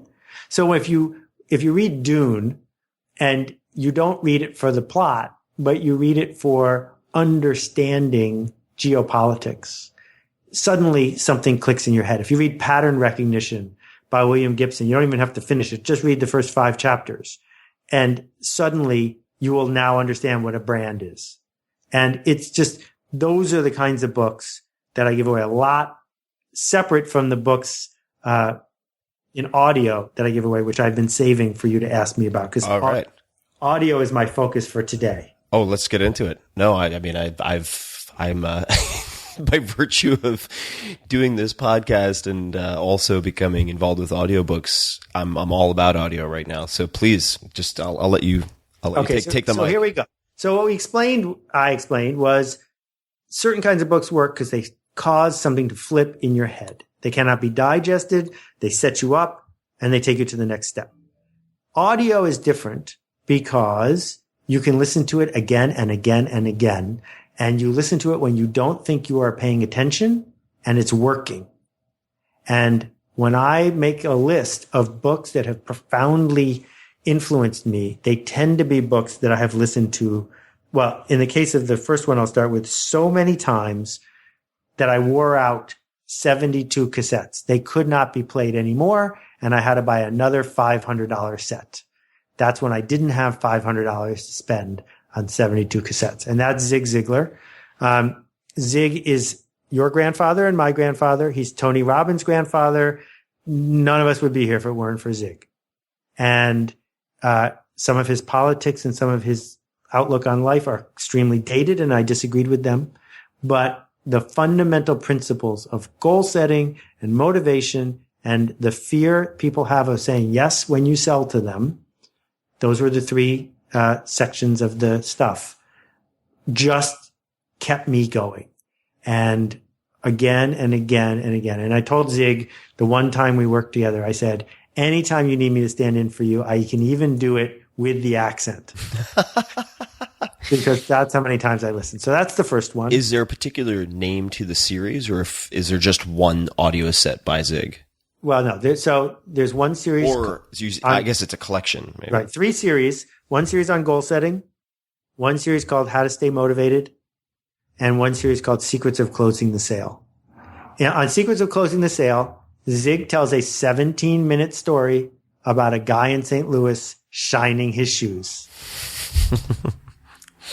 So if you just listen to one story, if you're into selling, you just listen to that story 10 times. You can't listen once, 10 times, you'll become a different kind of salesperson. And if you listen to the story about his friend in Canada, you will understand what motivation is. If you listen to him talking about how we rewire our brains with goal setting. I mean, you, Tim, have talked about it so much, but it's a really fascinating glimpse at 1960, and I encourage it. Number 2, almost the flip side, the recorded works of Pema Chodron, Chodron, and I'm guessing you've talked about her in the past. She has come up, yeah. She is a Buddhist nun who has a monastery in Nova Scotia, and Pema will also get under your skin in a totally different way. She is a disciple of Chögyam Trungpa Rinpoche, who was the first full Buddhist monk in the U.S. The way to understand his teaching is in one tiny little parable, which is this. We are falling with nothing to hold on to and nothing to slow us down. The good news is there is no ground to land on. So those are 2. Then, inspired by the 2 of them and some work I did something for charity called Leap First. That's a short audio book that captures some of the things I was trying to teach people about this. And you can get that at Sounds True. I have 4 more, working our way from the nonfiction to more lyrical. The Art of Possibility, which is very hard to find on audio and is totally worth seeking out. It's by Roz Zander and her husband, Ben, friends of mine. Ben is a symphony conductor in Boston, and Roz is a social worker. And the 2 of them will completely change the way you think about possibility, about enrollment, about leadership. And again, I listen to it probably once a month in the car. Just put it on in the middle. Doesn't matter where you start. The next one is The War of Art. Also hard to find on audio. I find Steve's voice to be fascinating. And even before I knew him, I was fascinated by listening to him speak his own work. Two left. Just Kids, which is the single best audiobook ever recorded by Patti Smith. It is not going to change the way you do business, but it might change the way you live. It's about love and loss and art. It's about non-confidence and confidence. And it's mostly about having a best friend. It's magic. And I can just hear her quoting Robert, Patty. It's so good. And then the last one I'm going to tell you out of left field is a book called Debt by David Graeber.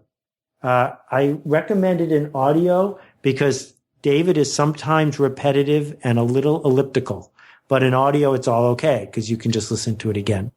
Debt is David was on tenure track at Yale. Then he co-founded the Occupy movement, and it sort of looks like they threw him out. He's an anthropologist, and he studies lots of things in our ancient history. His theory about where did money come from is mind-blowing. And I'll give you the short version, which is every economics textbook, and he quotes 7 of them, teaches that people got tired of carrying around a goat to trade for a sheep, and it's hard to cut it up to trade for some butter and some bread. So with all that trading in the little village square that looks something like Salem, Massachusetts, one day someone said, let's have money instead, and everyone was happy. It turns out there's no evidence that this ever happened once anywhere in the universe. That never stops the writing, though. And instead, he argues very persuasively that money was invented to keep track of debt, and that debt predates money. And this is a book about simple debt, and then the debt that leads to prostitution, and then the debt that leads to marriage debt, and then the debt that leads to developing nations being billions of dollars in debt to the rich world merely because a dictator stole a lot of money. And I found it completely rewired the way I thought our world actually worked. I'm not ready to go, stand on the battle lines of the next Occupy movement, but I really have far more color and insight now as to what money is and how it changed everything, because it's all about debt. Which of these, going from Zig to Pema and onward down to Debt with David, which of these do you think I should start with? Or which one would you suggest I start with? Well, I think it's important to realize that audiobooks are a practice, that real books are not. You can read real books the way you and I do, which is read a chapter and then decide if chapter 2 has earned it or not. But I find that, like dieting, you're not going to get any benefit if you just start and see how it goes. So for me, if you're feeling stuck, it's all about The War of Art and the Art of Possibility. If you are feeling stressed, it's about Pema. If you need to see a path that is, more colored than the one you're already on, which is pretty technicolor, then it's Zig. And if you just want to cry a little, it's Just Kids. And then Debt is the one that's just closest to reading a book. I don't think many people should listen to Debt 10 times. And this is not exactly debt, but just on a money theme. Can you think of any $100 or less purchase that has heavily impacted your life in the last 6 months or recent memory?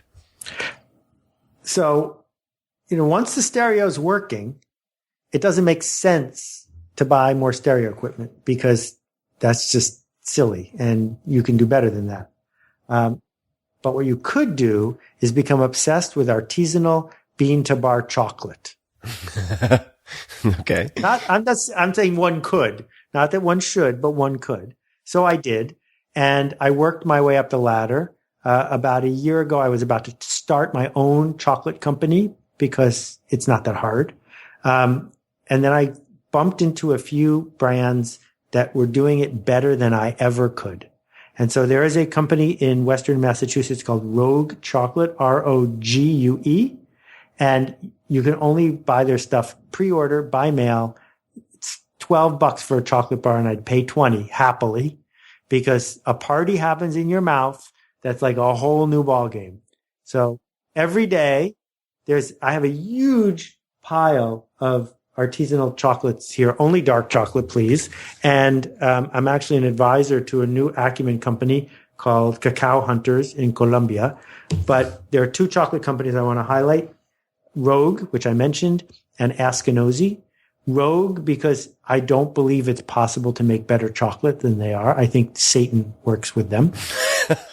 And the second one, Askinosie, because Sean, who used to be a lawyer, is living a life that is worth noting and possibly emulating. He not only buys his beans from farmers in the Philippines and other countries whom he meets, but he puts their children through school, and he has built a practice of creating a worthwhile luxury good that directly benefits people. Not sort of, not a little, but directly. Right? How do you spell Askinosie? I want to write Ashkenazi, but that's not the same thing. Right. That's what I say in my head every time. It's Askinosie.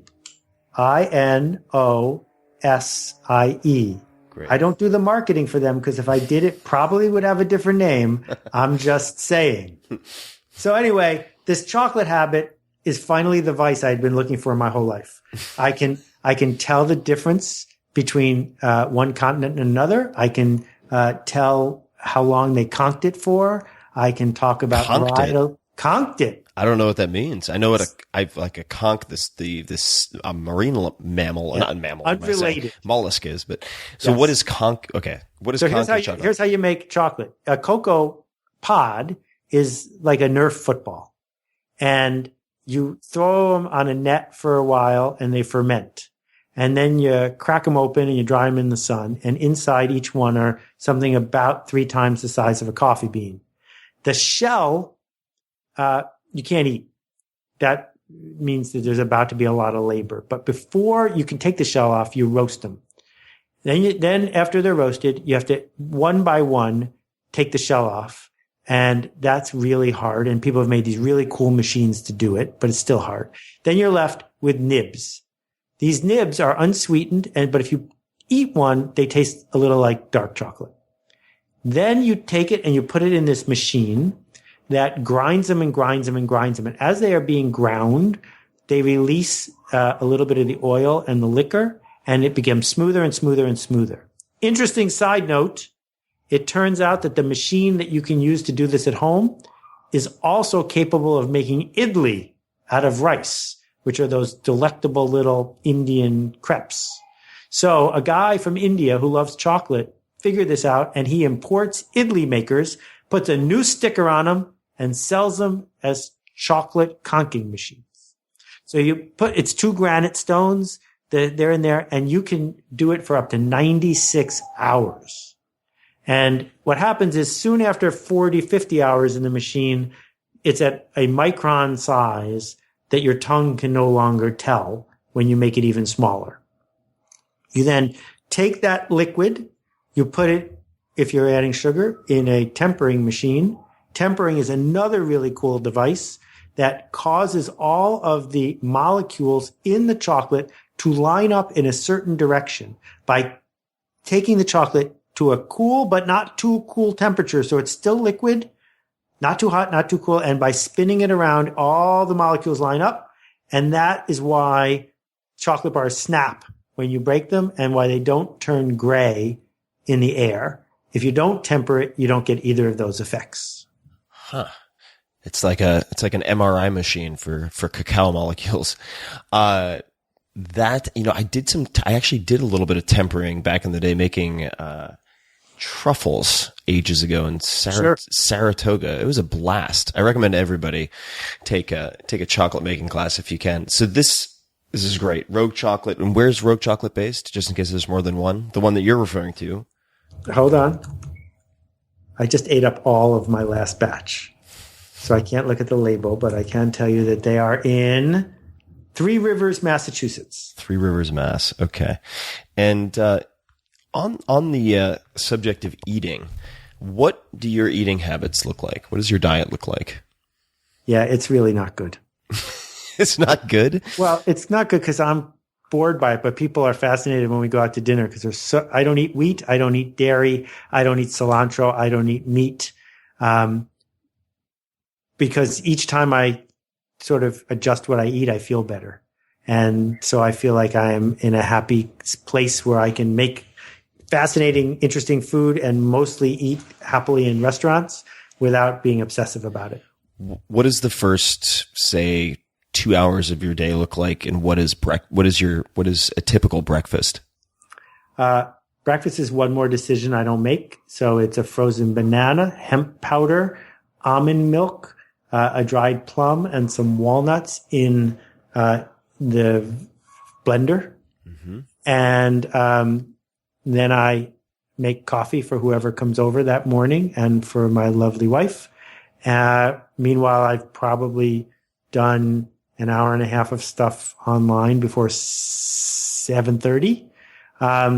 So then I know the world didn't break when I was asleep, and then I can get to work. What does the half hour of triage, internet triage or computer triage look like? What types of things are you doing in that half hour?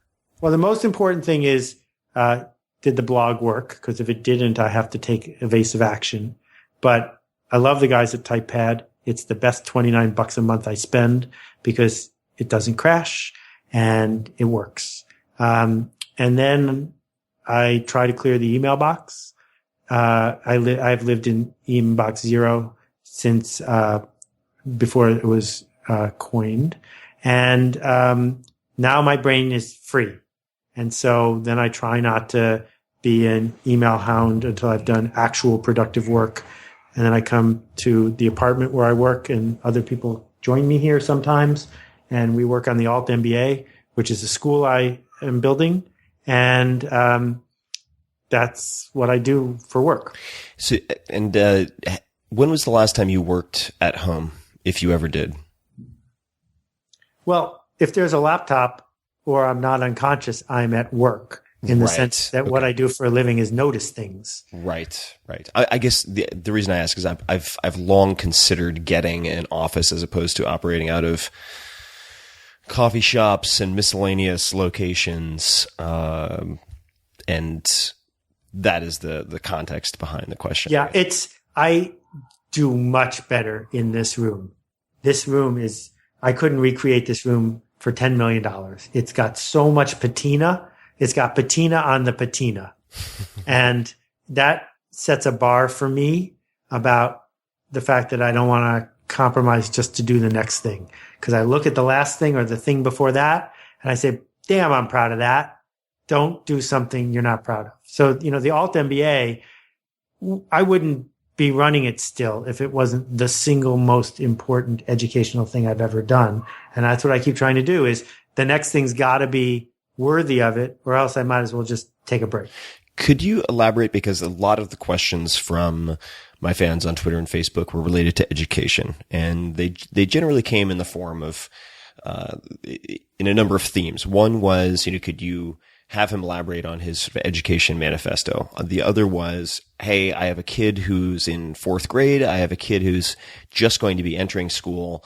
What would Seth do in my shoes? And you don't have to tackle those right off the bat, but as context, could you tell us more about what you're up to? All right. So this is a rant, and it's not about what I'm up to. It's about what I was up to. And the rant is this: sooner or later, parents have to take responsibility for putting their kids into a system that is indebting them and teaching them to be cogs in a economy that doesn't want cogs anymore. And parents get to decide. I'm a huge fan of public school. Sent my kids to public school. I think everyone should go to public school because it's a great mix master of our world. But from 3 o'clock to 10 o'clock, those kids are getting homeschooled. And they're either getting homeschooled and watching the Flintstones, or they're getting homeschooled in learning something useful.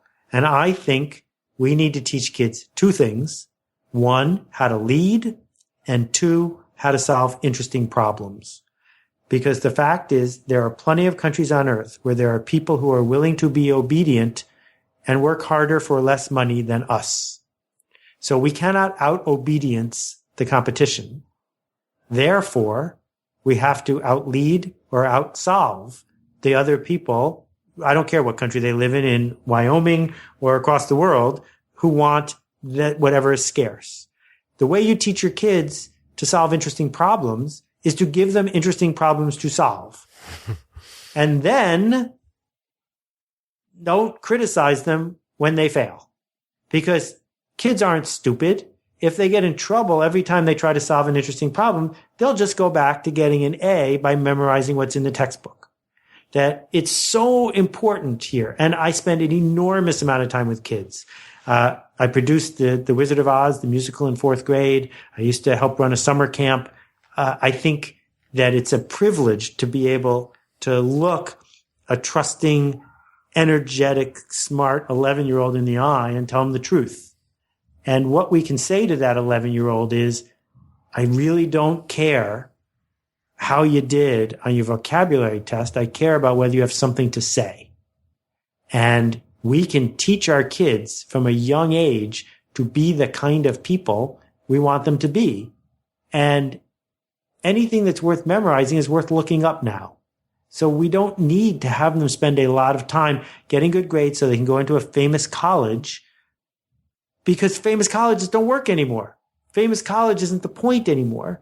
The point is there an entity that will have trouble living without you when you seek to earn a living? Because if there is, you'll be able to make a living. If, on the other hand, you're waiting in the placement office for someone to pick you, you will be persistently undervalued.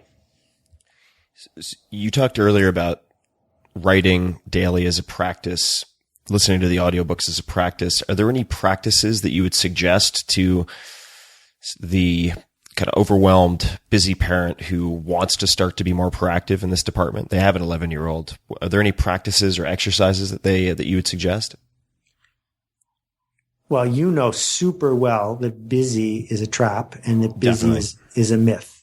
So what could possibly be more important than your kid? Please don't play the busy card. If you spend 2 hours a day without an electronic device, looking your kid in the eye, talking to them, and solving interesting problems, you will raise a different kid than someone who doesn't do that. And that's one of the reasons why I cook dinner every night. Because what a wonderful semi-distracted environment for the kid to tell you the truth, for you to have low stakes but super important conversations with someone who's important to you, right? That this idea, get home from work, put on your sneakers and go for a walk with your kid. You know, my friend Brian walks his daughter to school every day. That's priceless.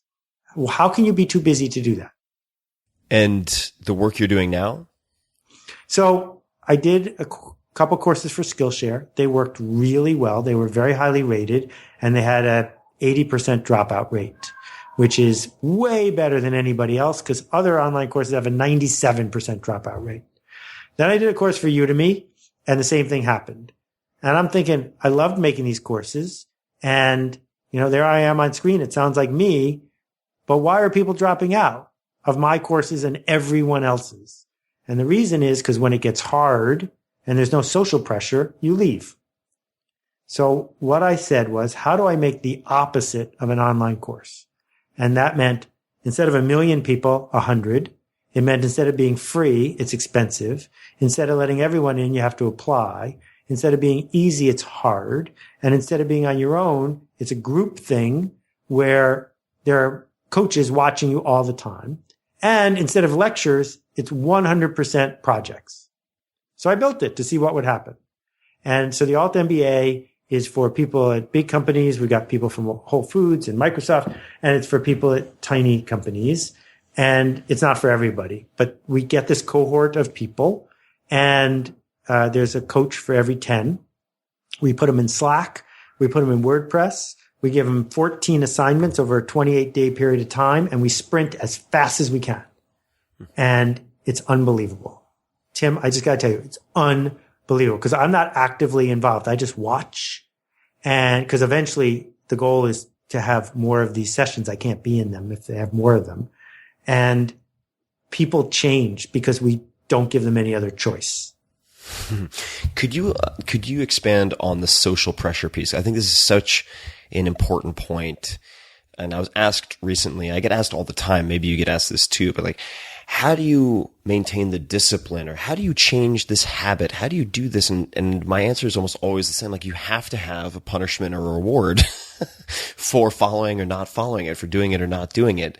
And it's just incredible to see how people who've never been able to lose weight before, as soon as they have $100 of their own money on the line and it's a betting pool with 5 other people who will be able to heckle them at the office, all of a sudden they figure it out really quickly, and the how-to isn't as hard. But in this particular example, could you expand on the social aspect? Because I think it's really, really important and transfers and applies to a lot of other areas. There are some people in some areas who have the self-discipline necessary to get the work done that needs to get done. You know those people, and I know those people. And when we find one of them, it's fabulous. Like, I think I am like that with certain parts of my craft, in that no one would notice if I didn't do it the way I do it.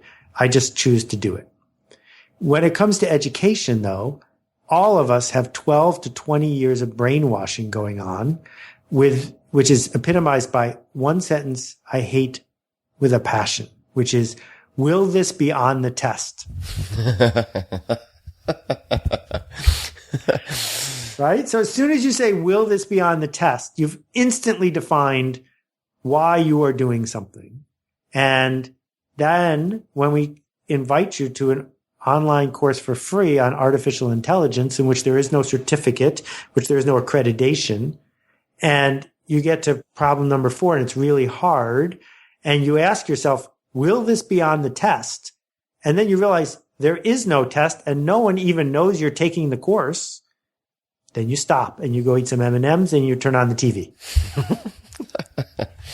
And so the goal here was, if you benefit, if you thrive from being in an environment where you will push yourself to get what you wanted all along, I'll give you people who will push you, your fellow students and your coaches, and there won't be a test and there won't be grades. This is better than that. This is teaching you to, internalize the narrative of, my mom's not here, my mom's not watching, but I should act like she was. Who do you, in your life, who helps tell you you're wrong, or point out when your work isn't good, or otherwise, talk to the emperor, so to speak, because you've had so much success. There's always the risk that people will tell you what you want to hear, or just give you praise in all circumstances. Who do you lean on for the truth when you need bitter truth sometimes? Okay, so I would break this into 2 kinds of people. I have been blessed by being surrounded by very skeptical people. And, people who turned to me in 1991 and said, this internet thing's never going to amount to anything. Or an English teacher who wrote in my yearbook, you are the bane of my existence. You will never write anything worth reading. Hold on. Let me just pause there for a second. What did you do to this guy or the woman? I dedicated one of my books to her.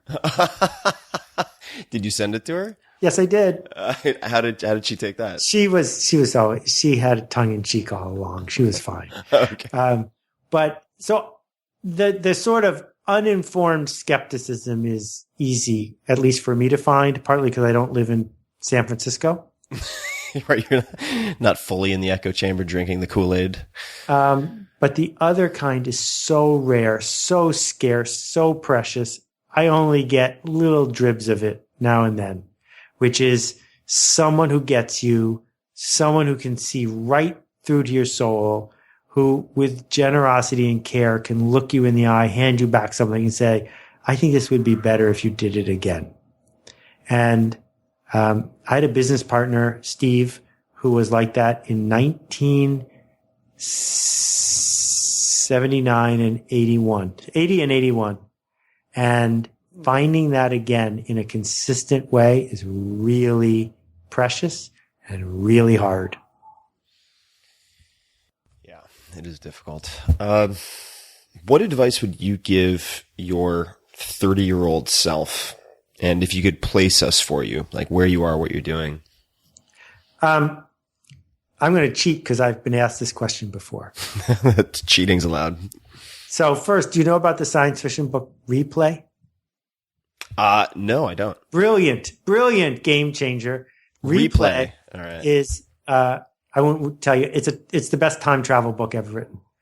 Anyway, I had so many bumps starting when I was 30 years old. They lasted for 9 years. And I wouldn't tell my 30-year-old self anything, because if I hadn't had those bumps, I wouldn't be me, and I'm glad I'm me. What was if you're comfortable telling us, what was the hardest or one of the hardest bumps in that period of time?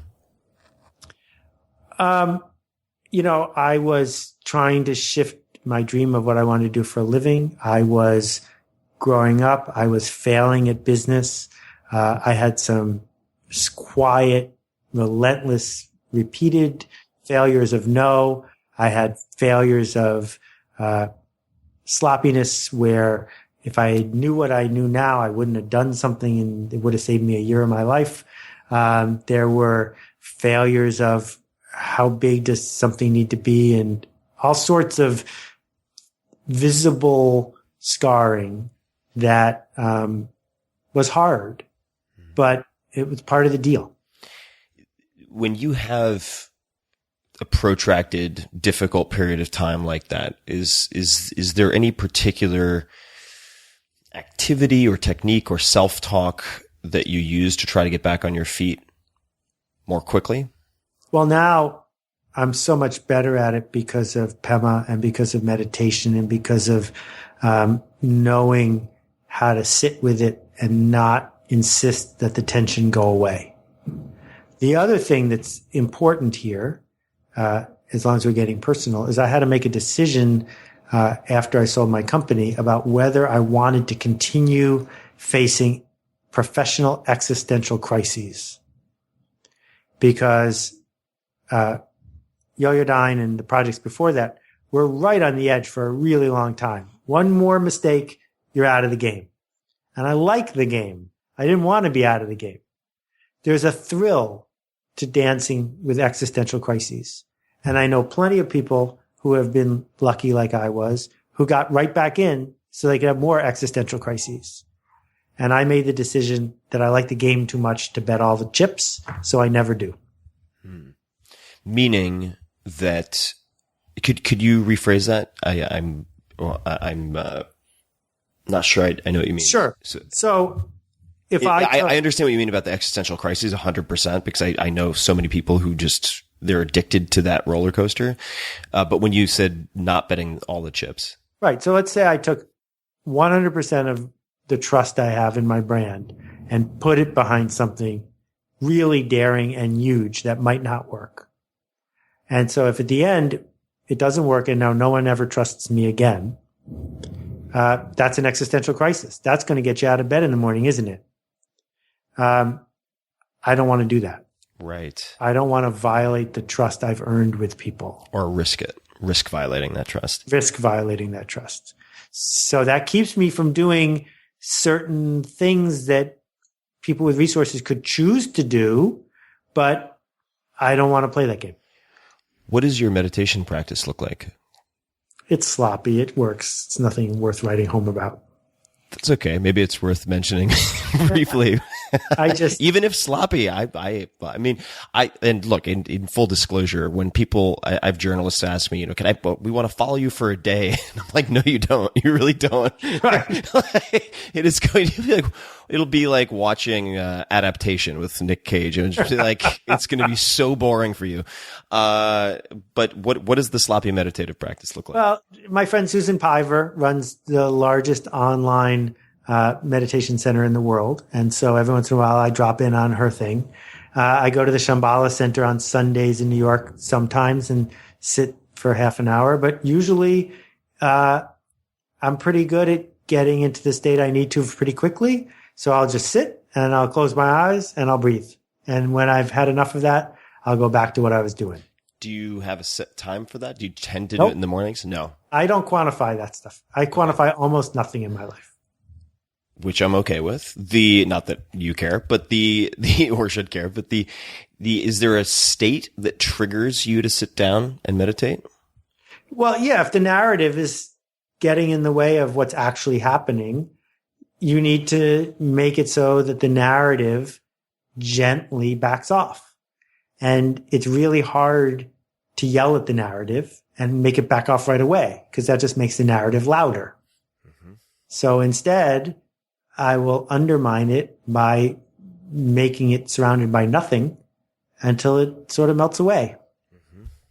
I took an acting class, my first ever acting class. I have no plans to act with this incredible guy named Josh Peiss, very successful actor. Class was called Committed Impulse, and when people's minds wandered, we were instructed to say, I'm back, and there were a bunch of exercises intended to make us fully present to our bodily sensations and whatnot. And it struck me how applicable all of that was to exactly what you're describing, which is not trying to fight the riptide of this narrative, but to just be acutely aware of it. And I never really thought of it as meditation, but I started doing this thing, and I don't know how I started doing it, but just a 3-breath break. Like literally because I was always told like count to 10, do 10 breaths. And for whatever reason, I was too impatient for that. And I was like, all right, it's just 3 breaths. And, have found it incredibly, incredibly helpful as someone who has some extremely self-defeating narratives that tend to surface all the time. If you could have one billboard anywhere with anything on it, what would it say? Jay Levinson, another old friend who passed away recently, wrote Guerrilla Marketing, and he liked to say the best billboard in history said, "Free coffee, next exit." Free coffee, next exit. Have you given commencement speeches, Seth? I have been asked. Let's go over this. A whole bunch of people who don't want to hear from you waiting for you to be done. I suppose that's one way to look at it. So that's the reason why you have not done commencement speeches. Ding, ding, ding. All right. So let's say, with your class, right? With your MBA, you are giving the commencement speech to them. They're motivated. They do want to hear from you. They're not waiting to get shit-faced 2 hours later. Or maybe they are, but not all of them. What would you say to them? Well, I would like to believe that 1 out of every 3 days, my blog is a commencement speech, right? When it's not talking about technology or marketing, I'm talking about respect. I'm talking about choice. I'm talking about the impact we can make. And, the problem with commencement speeches is the only ones we hear are the ones that were transcribed and written for people like us, not for actual graduates. Right. Yeah. Because what we really want to say to actual graduates is just a reminder of what they should have heard at least 3 times a day in every one of their classes. And that is, you are more powerful than you think you are. Act accordingly. I like that. Just a few more questions. This has been. You're doing great. It feels like we've only been talking for 15 minutes. Oh yeah, no, this is super fun. I love every opportunity that I have to chat with you.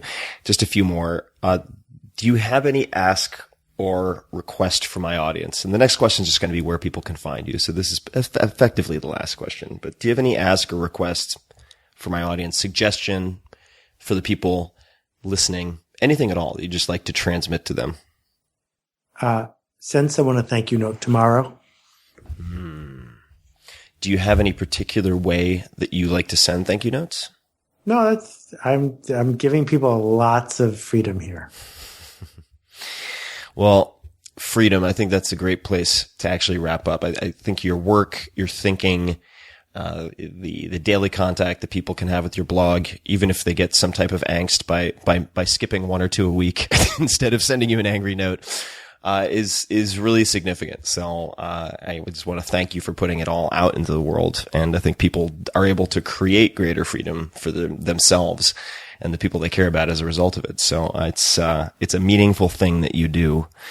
And, where can people find you online? The basics. Where would you like them to learn more about what you're up to? And of course, for everybody listening, we will put tons of links in the show notes, and I'll give out that URL when we wrap up. But Seth, where can people find you on the interwebs or elsewhere? My mother's plan was to name me Scott. And my grandfather, Yezo, said to her, "Don't do that. That's a brand of toilet paper." And so she named me Seth instead. And if you type Seth into the Google, there I will be. Well, it would not have worked if my name was Scott. That's very true. Well, that keeps it simple. Seth, thank you so much for the time. And you know what? We should maybe, I really want to recommend this because I almost ate an entire box. Can we touch on the almond cookies for 1 second? Let's talk about the almond cookies. All right. So, do you want to take it from here? So my wife was a my wife was a workaholic lawyer for 25 years. And then she quit and she decided to open a bakery, but our little town probably wouldn't attract enough people. So it became a gluten-free, dairy-free bakery. And now there's 3 of them, 2 in Manhattan, 1 in Hastings-on-Hudson called By the Way. They don't ship. So you're going to have to get yourself on an airplane and go to the By the Way bakery. Don't bother telling them that I sent you because you will not get a discount. And why the name By the Way? So, the idea, I was, teaching naming at one of the, long form free seminars I ran years ago. And, the bakery was just getting started. So we used it as a case study. And one of the students understood that you shouldn't call it the gluten-free, dairy-free bakery in town. You should come up with a name that carries value. And the value here is, by the way, it's gluten-free. Who would have known? And the question that I asked your wife that I will give the answer to was, if I could only have one thing at the bakery, what should I try? And the almond cookies were the first answer. I'm sure, and I've heard we have a mutual friend, Jeffrey Zarofsky, Jay-Z and the 4 Hour Chef, for those of you who've read it, who's named off a whole list of others that I need to try. But the almond cookies are amazing. You just have to try them. And I can tolerate dairy. I can tolerate gluten. These are just a home run. And I remember having a box in a hotel in New York City, and I sat down and I opened it and I knew it was trouble as soon as I saw the cookies, and I had one and I was like, okay, that's enough. Put it away. It wasn't one of my cheat days. And, 3/4 of a box later, I'm like, all right, I have to give these to the staff or I'm going to eat this entire box. But, yeah. I will leave it at that. And for those of you who follow my stuff, you know that I love pastries and I have a high bar. So, on that note, Seth, thank you so much for all the time. Hopefully get to see you again soon. And to everybody listening, you can find the show notes with links to everything that Seth has mentioned at 4hourworkweek.com/podcast. And, Seth, any other parting words? I usually end by saying, go make a ruckus. But in your case, I don't need to because you always do. Thank you for leading us, Mr. Ferris. Thank you, Seth. Until next time, guys, thank you for listening.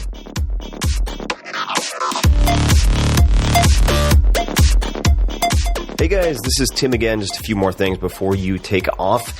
Number 1, this is 5 Bullet Friday. Do you want to get a short email from me? Would you enjoy getting a short email from me every Friday that provides a little morsel of fun before the weekend? And 5 Bullet Friday is a very short email where I share the the coolest things I've found or that I've been pondering over the week. That could include favorite new albums that I've discovered. It could include gizmos and gadgets and all sorts of weird shit that I've somehow dug up in the world of the esoteric as I do. It could include favorite articles that I've read and that I've shared with my close friends, for instance. And it's very short. It's just a little tiny bite of goodness before you head off for the weekend. So if you want to receive that, check it out. Just go to 4hourworkweek.com. That's 4hourworkweek.com, all spelled out, and just drop in your email, and you will get the very next one. And if you sign up, I hope you enjoy it. This episode is brought to you by 99 Designs. 99 Designs is a great partner for creating and growing your business. It's a one-stop shop for all of your graphic design needs, whether that's a logo, website, business card, or anything else. I use 99 Designs to get book cover prototypes for the 4-Hour Body, which went on to become a #1 New York Times bestseller. And I also use them for banner ads, illustrations, and other things. With 99 Designs, designers around the world compete to create the best design for you. You give feedback and then pick your favorite. You end up happy or you get your money back. It's very simple. You can check out a few of my own designs and those of yours, meaning Tim Ferriss Show listeners, at 99designs.com/Tim. And right now, my listeners, you guys, will get a free $99 upgrade on your first design. That's 99designs.com/Tim. Check it out. This episode is brought to you by Audible, which I've used for years. I love audiobooks, and I have two to recommend right off the bat. Number one is perhaps my favorite audiobook of all time, and that is The Graveyard Book by Neil Gaiman, the only audiobook I've wanted to immediately listen to a second time as soon as I finished. It's amazing. You will thank me. The Graveyard Book. The second is Vagabonding by Rolf Potts, which had a huge impact on my life and formed the basis for a lot of what became the 4-Hour Workweek. So, all you need to do to get your free audiobook and a free 30-day trial is go to audible.com/Tim, and you can choose one of those two books, The Graveyard Book, Vagabonding, or more than 180,000 audio programs. So that could be a book, that could be a magazine, that could be a newspaper, it could be a class. It's that easy. Go to audible.com/Tim. That's audible.com/Tim and grab a book. And until next time, thank you for listening.